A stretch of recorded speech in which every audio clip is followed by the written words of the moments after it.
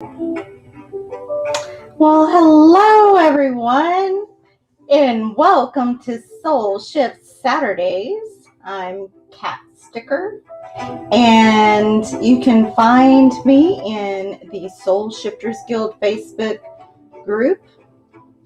We go live every Saturday in the Soul Shifters Guild Facebook group, on the Moonglow Live YouTube channel, and on the Twitch YouTube channel.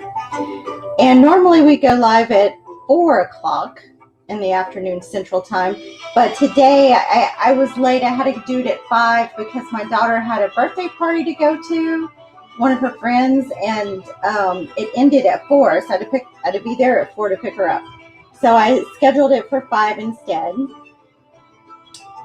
And today we're going to talk about the importance of sacred space and what that can mean to your spiritual practice. All right, so what is sacred space? You may hear people talk about it. I mean, you may perfectly well know what sacred space is, but what does it mean to you is the important thing. It may mean different things to different people, right? So for me, what sacred space is really, it embodies a personal space where you can practice your can't talk today, not been drinking, your spirituality in your own space that is protected for your energy. And it doesn't necessarily have to be quiet or in private. It could be out and about. It could be in the woods or in your yard, or it could be in some part of the house that isn't necessarily private. Now, a lot of people say it should be quiet and completely private, but I don't think so. I think that the important part about the sacred space is that you feel like you have sovereignty in that space and that you control the energy there. So sacred, I mean, what does that mean? It means hallowed, transcendent, divine, dedicated, and harmonious. To me, those are kind of the descriptive terms of how I would describe sacred space. And so whether it's an internal or external location isn't that important. I mean, does it even have to be really a physical space? Can it be a sacred space that you go to in your heart, maybe when you're at work? Sacred space is what you make it. And so that's what this broadcast is about today, is what can you include in your sacred space if it's a physical space? And then what does your mindset need to be like for your internal sacred space? And why should we even have a sacred space? Oh, wait, I have some comments. Let me see. Oh my gosh, I got a really good comment here. I want to look up who this is on Facebook. Hold on a second. That's an awesome comment. Oh Lord, it's so hard to find anything. I should have been prepared here. Come on, show me. There I am. Oh, I got. So hard to find anything. I should have been. Sorry. I got Mark. I got Taffy. Got Joshua. Oh, Joshua had the comment. That's really cool. Hey. Thank you. Yeah, I do feel loved by the universe. Thank you. And so blessed to be able to be here in my little sacred space. This is my area and it is private. Now, I actually use this space for a lot of things, not just for spiritual practice, but it's actually also my work area. This is my office. And a lot of people think you should keep your work area separate from your spiritual area, but not everyone has enough spaces to be able to dedicate space for every little thing, right? So I combine mine and it really hasn't been a problem. This is also my craft room. I have a lot of arts and crafts supplies in here. So I just show you like the little clean corner, and the rest is pretty cluttered and stuff. It's also like a work area where I create items for, for selling. And it's kind of just a do-all area, but it is in the back of the house, up top. And my private area, I have these closets in here. I keep a lot of herbs and things in there. And I just want to switch to you and show you some of the items that you can put in your sacred space. Now, a lot of people have an altar, but you don't have to have an altar. And this isn't really an altar. This is just some stuff I gathered up for this broadcast. And you can see there's like no altar cloth. It's not even really organized very well. But a lot of people like to clear their space when they open sacred space. And so I have here some sage sticks, some Palo Santo, and you might burn that. And if you're allergic to smoke or something, you can make a little spray from some sage oil and spray that around. I have some crystals here that are meaningful to me. I put this on here. I don't know if you saw my Mabon broadcast the other day, but I was using this to represent balance, this little scale. So you might bring in some object that's meaningful to you, that you want to dedicate your spiritual time to focusing on or meditating on. And you can bring in something symbolic to that, that helps you focus better. I have this little pumpkin that's fall decor, but also pumpkins are just very meaningful to me on a number of levels. I'm even thinking about writing a book about pumpkins. And I have here a feather I found. It's kind of a beat up old feather. But you may use the feather to wave around the feather to bring in some elements. And I haven't really got to the part about how to open sacred space. But I will. There's some incense here. Incense is another clearing kind of element. It can help to bring in the energies that you want and to expel the energies you don't want. Also light, fire. This right here is a wind whistle. And you can blow this to call in the winds and have the winds help you open sacred space. You can also use like some kind of little musical instrument.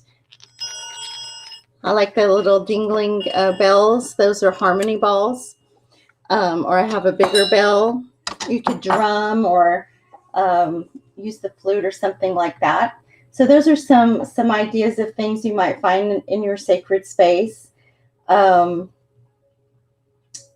may have a prayer rug. It should be very comfortable for you, whatever you choose to bring into it. And the reason why we want to have sacred space is because a number of reasons. One, it helps keep your boundaries for your energy and helps to keep your vibe clean. Like, a lot of people don't want someone else in their sacred space because they're like, oh, you're going to mess up my energy or my vibe that I have for this spiritual time. But it's also a place you can feel comfortable and sovereign. And I think sovereignty is very important because that keeps you safe in your spirituality and helps you to be more boundless, more open.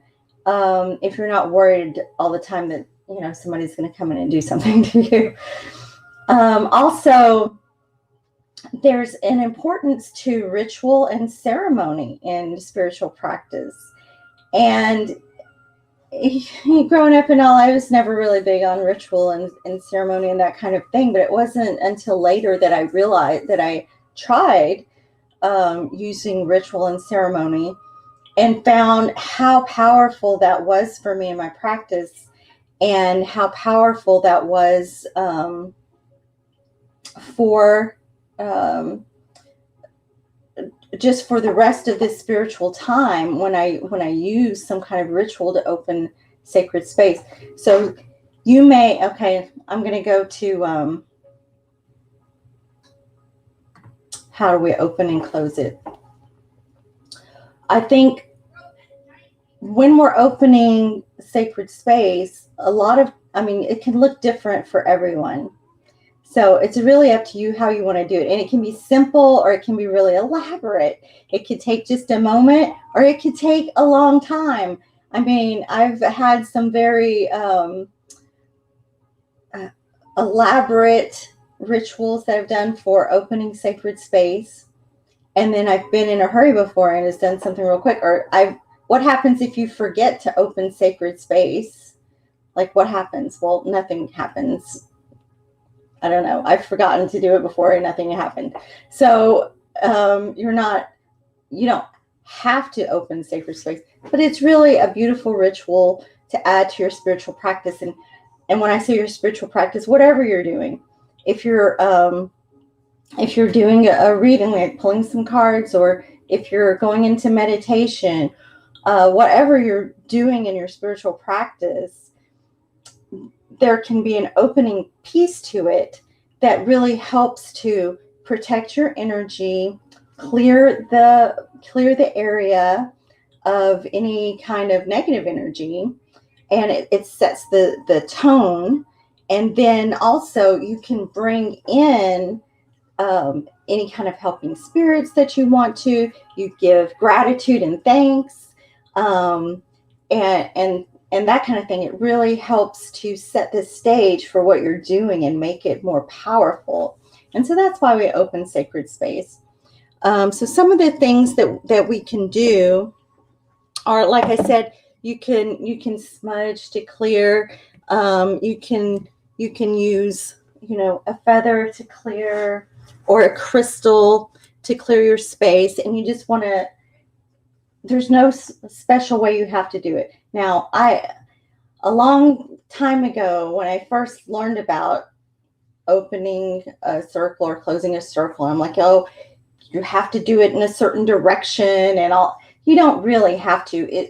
In that practice, you had to, but it's your practice, so you can do it however you want, right? You can go east to west, or south to east. I mean, it doesn't matter. It's up to you. What is meaningful to you? So, for instance, today, I'm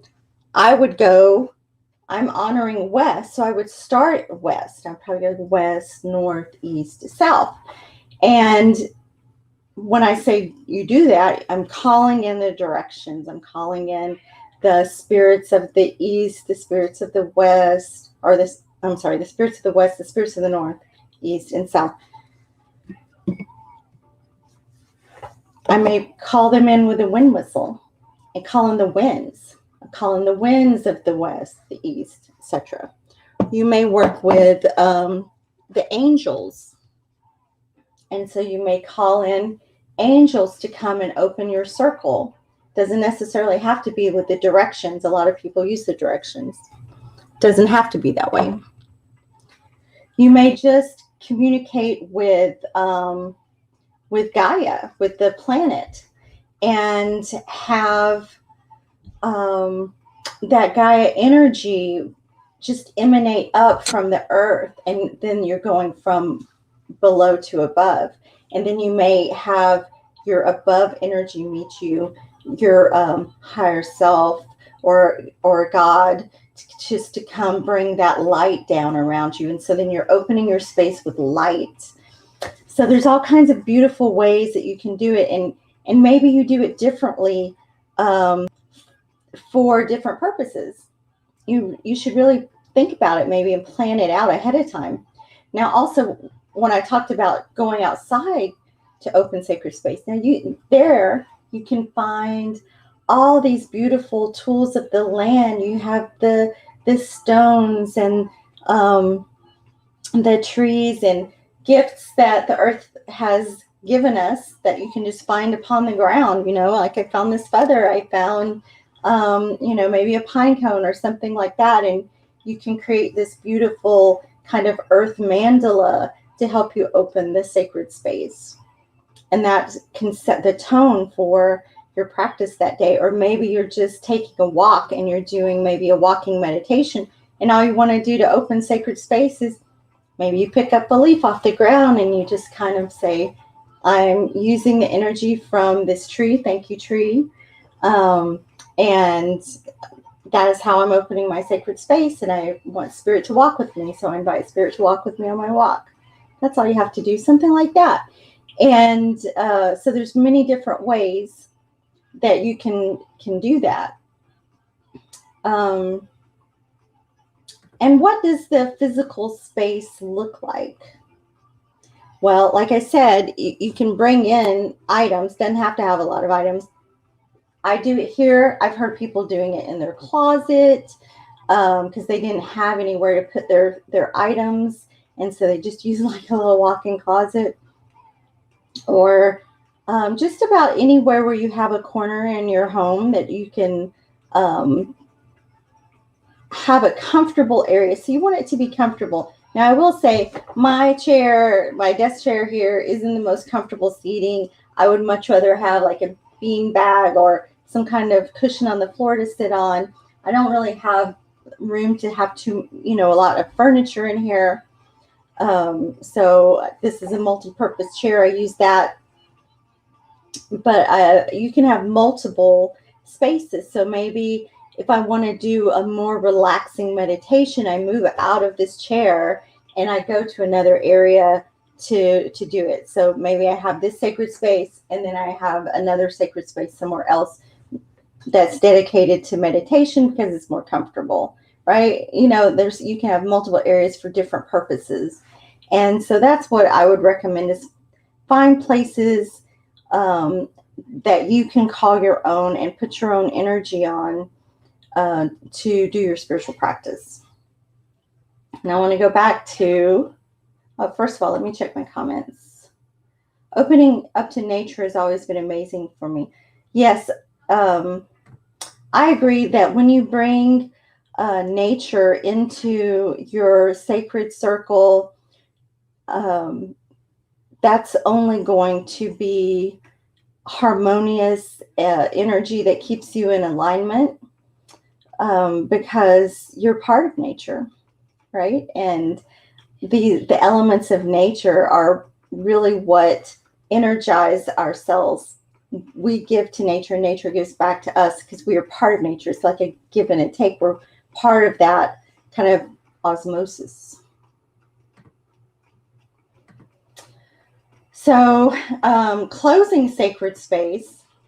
Why do you need to close sacred space? Well, generally when we invite in nature or spirits to our sacred space and ceremony, we want to also then thank them at the end and close that. And we want to clear our energy again from whatever we may have picked up during our spiritual practice, and also protect ourselves. And sorry, I know my hand looks dirty. It's fake blood.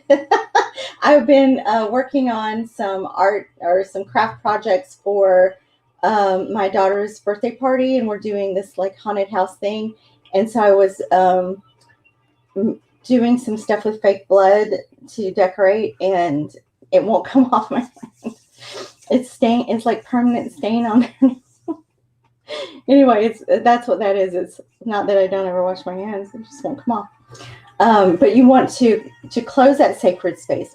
Now, when we open, we're going to protect ourselves. Now, in the wind practice, I've learned this wind zip thing where you use the wind and you're blowing the wind in to come and zip you up in the different directions to protect your energy. There's other ways you can do that. You can do it with smoke. You can do it with crystal. You can do it with just your intentions. You don't have to have any tools. And then at the end, you also want to cut cords and clear your energy space from anything that you picked up. Like, for instance, if you're doing a reading with someone else, you may pick up some energy from them, and then you might feel some of their emotions or take with you some of the stuff that you were reading for them, and feel like it's your own when it's not. And so that's why we like cut those cords at the end. Also, like I said, we're giving gratitude, and then it's a formal ending of our ceremony, of our ritual, of our practice that we did. And it gives some closure to you. So I recommend doing the opening and closing if you have time to do that, and just add your own touch on that. And I'd be interested to hear like what other people do to open and close sacred space. Yes, some people call that cutting ties, cutting cords. That is a very important thing to do, because otherwise you can start to feel bad from picking up things that don't belong to you.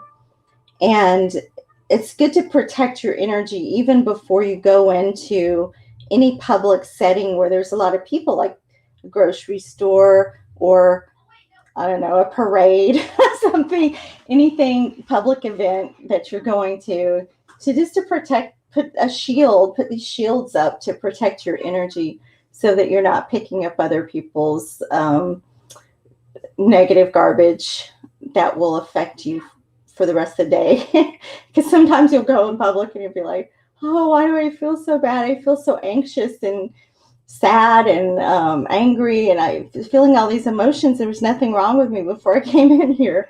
And then you're like, oh, I forgot to protect my energy. And it's probably all these other people's problems. So anyway, those are things that I would recommend for sacred space. This incense, this smoke is going right in my face. And I would be interested in hearing what you guys do, what kind of practices you do to open and close sacred space, and how long it takes you. Because sometimes it takes me quite a while if I'm trying to do a good job on that, and I'll start talking to the directions and the winds and all this, and it might take longer than the actual spiritual practice that I had planned, just to do the opening and the closing. But there are ways to cut down on the time, and you just have to be mindful of that and plan ahead. Now you can let it develop organically, like just do what is coming into your intuition to do.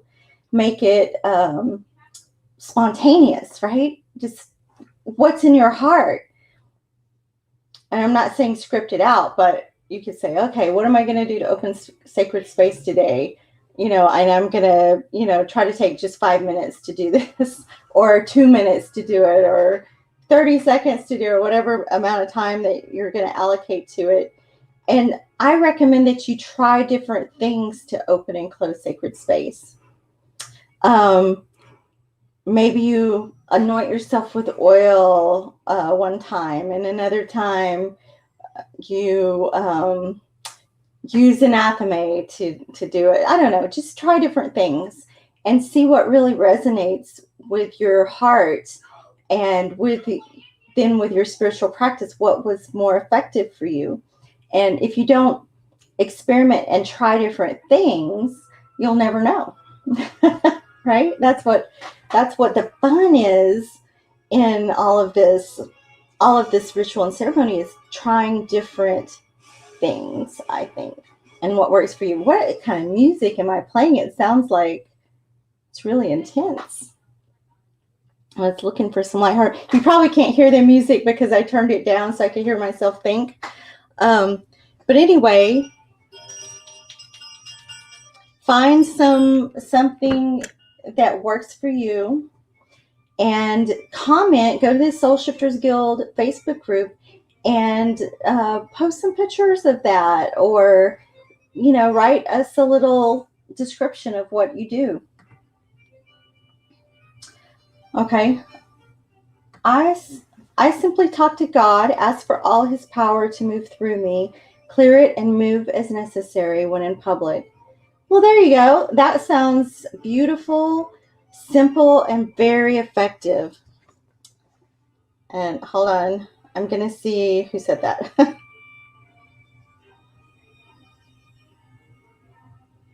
Oh, my phone's behind, so I'm not sure. Not sure exactly who said that. I couldn't see the comment on Facebook, but I appreciate that. Well, you guys, that is all I really have for you today. Just talking a little bit about our sacred space. And before I come on to do these broadcasts, I always open sacred space ahead of time. I clear this space. I protect my energy. Most of the time, I call in the winds, or call in the directions, or call in some angels. Those are the main things that I use. And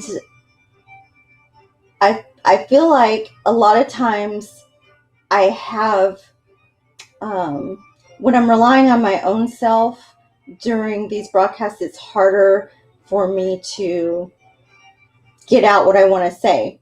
But when I rely on spirit to speak through me and talk about what y'all need to hear, what's going on with you right now, what is it that my tribe needs to hear right now, that doesn't come from me. That comes from spirit. And if I don't invite in spirit, how are they going to show up, for you guys? So I think it's important when we do even things like broadcasts to open a little bit of sacred space. And then afterwards, I give thanks and close it out. And closing is usually a lot faster than opening for me. All right. Well, I love you guys. I hope you have a wonderful rest of your weekend. Rest up. And I will talk to you next week. Bye.